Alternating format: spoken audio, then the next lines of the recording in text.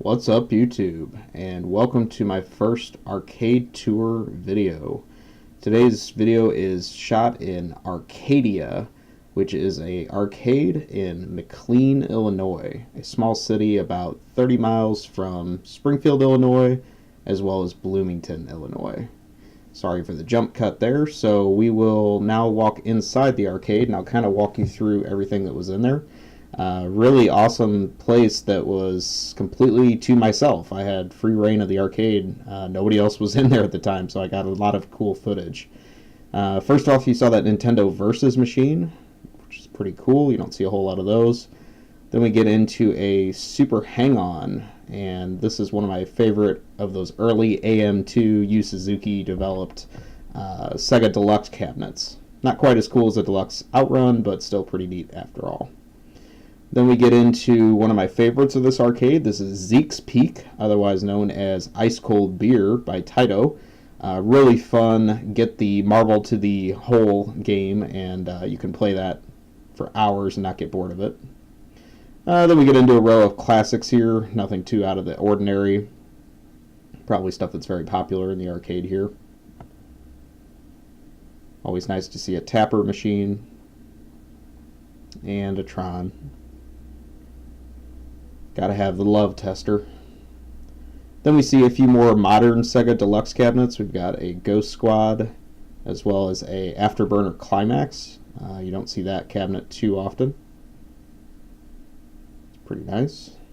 I think there was an even more deluxe version of that too that you could ride in. They even have a nice lounge area if you're just wanting to hang out while somebody else plays games. Then we get into the all-time coolest thing they had at the arcade, and that is the little-known reboot of Chase H.Q. called Chase H.Q. 2 from 2006 by Taito. Look at those awesome flashing lights on the marquee there. Really, really fun game. I actually played it to completion and got the good ending for it even. Never had seen this game in person before. It was really a treat to play it, and I would definitely visit this arcade again just to play that one game, if nothing else. Game runs on Type X2 hardware, which is maybe one reason why it didn't get ported to anything.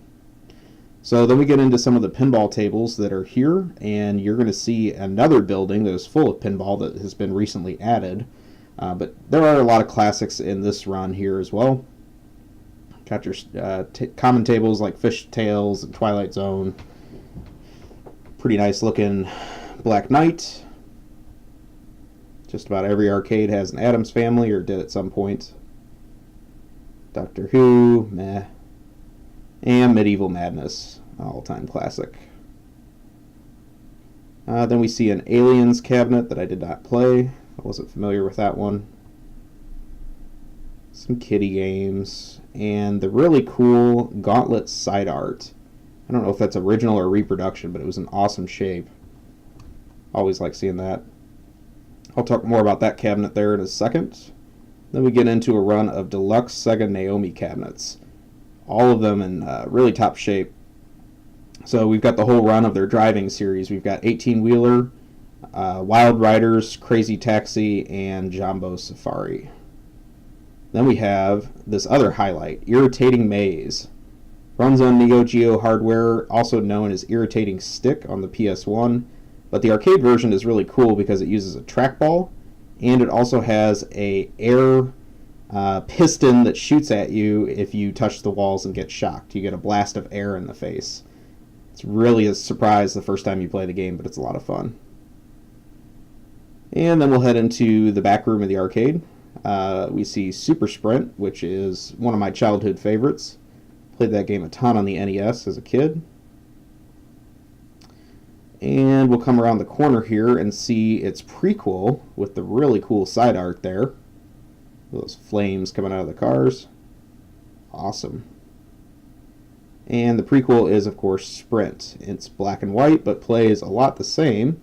Very challenging game. I did play that a bit while I was there. And what you'll see that's interesting about this one is it has a 4-speed manual transmission with no automatic options. So you've got a lot to pay attention to as you're playing that game to be successful. And you'll see a couple more common games, Street Fighter 2, Mortal Kombat 2, Time Crisis, stuff like that. Robotron. I got excited when I saw that Ghosts and Goblins marquee, but it turned out it just had an Ultracade in it, so nothing really that special. More light gun games. This place had a ton of light gun games. And tucked away in the corner, we've got a nice Defender cabinet.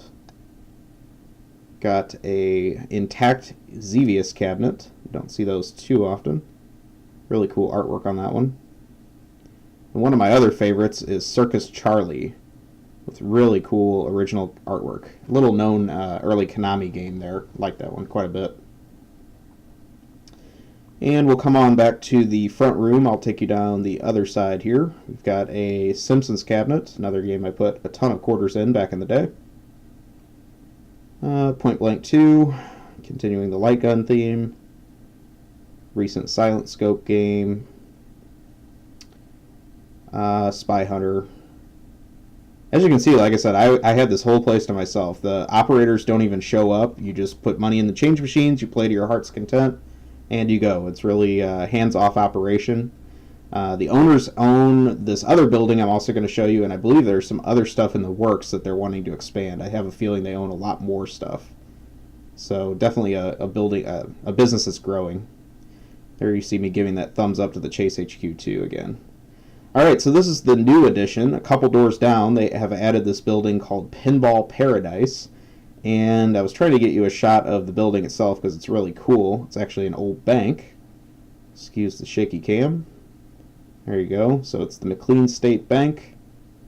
I can just tell you this town square is pretty much completely abandoned, so really cool place to take some pictures and check it all out. So we enter the Pinball Paradise, and this building, the focus is much more on the pinball. Nothing like super incredibly rare that I noticed, but some unique stuff that you don't see all the time. So Whitewater, kind of a well-known classic there. Roadshow, Shadow, meh. I played this one for the first time, Mystery Castle. I was not familiar with this game.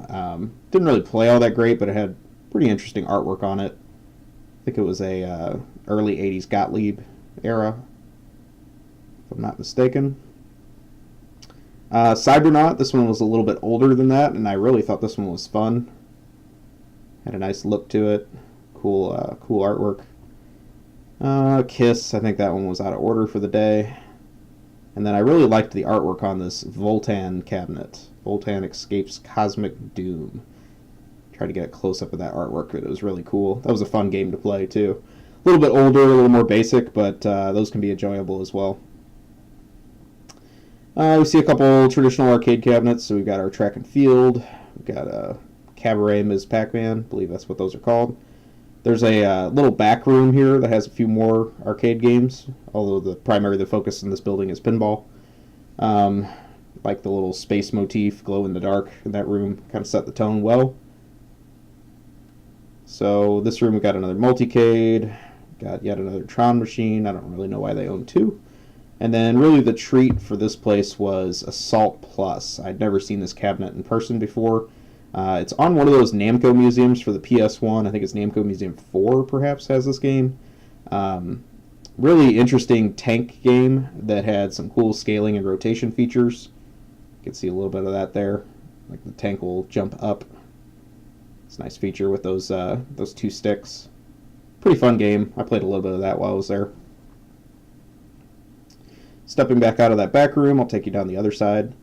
So here we have Video Pinball by Atari. I'd never seen this game before. It's a mix of a tube TV with some, video game pinball features, but it also still has some mechanical features too. So it's a very interesting hybrid that I'd never seen before. Has that awesome psychedelic control panel there. Pretty fun game, actually. I would definitely play that again. We get into some other stuff here. No Fear, whatever. RoboCop, whatever. Demolition Man, whatever. A lot of stuff that was from that early 90s period. An all-time classic, Bride of Pinbot. I think a lot of people know this table. And it's really well-designed playfield. And I'll let you kind of figure out what the inspiration for that probably was. Yeah. So anyways, What else do we have here? Frankenstein, nothing special there. It's one of those awful Sega tables. Whirlwind, I played that game a ton as a kid. One of my friends actually has that in his basement. I still get a chance to play it every once in a while. Really fun game. Then we have this game I'd never seen before, Raven, or essentially the female Rambo, I think is made up for this game. Really neat 80s artwork, kind of a calculator-looking display there, but overall the table itself is very cheap and poorly designed. But I was happy I got to play it. I'd never seen this before. Definitely belongs of its period. Rocky and Bullwinkle and Mario Brothers, just to kind of close out this side. So again, I had this whole building to myself. I took free reign to shoot the video. If you're ever in Central Illinois, I highly recommend stopping by this place. A lot of really cool stuff that you're not necessarily going to see everywhere, and very low pressures, not a ton of crowds. Pretty much everything's a quarter or 50 cents to play. Nice theater of magic there in the center. So anyway, thank you very much for watching this video. Please take a moment, like, comment, subscribe. Let me know if you'd like to see more arcade tour videos.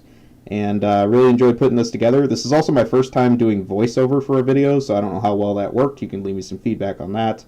But again, thank you very much for watching, and I'll let this kind of play out so you can enjoy the rest of the Arcadia and Pinball Paradise from McLean, Illinois.